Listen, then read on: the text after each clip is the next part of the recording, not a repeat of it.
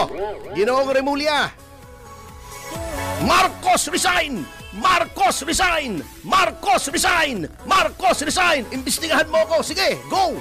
Oh. Itong ulalong si John Vic Remulla, tayo pa tatakutin. Yun lang. Oh.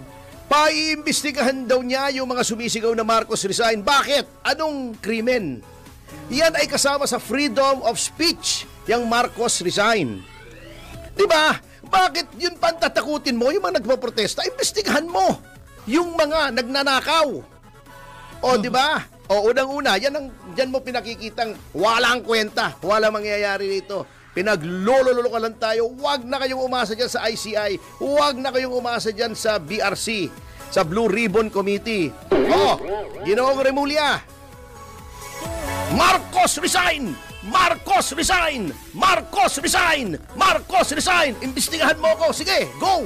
Oh, Marcos resign! Marcos resign! Marcos resign! Marcos resign! Sige, oh, yan, naka-record yan. Oh, sige.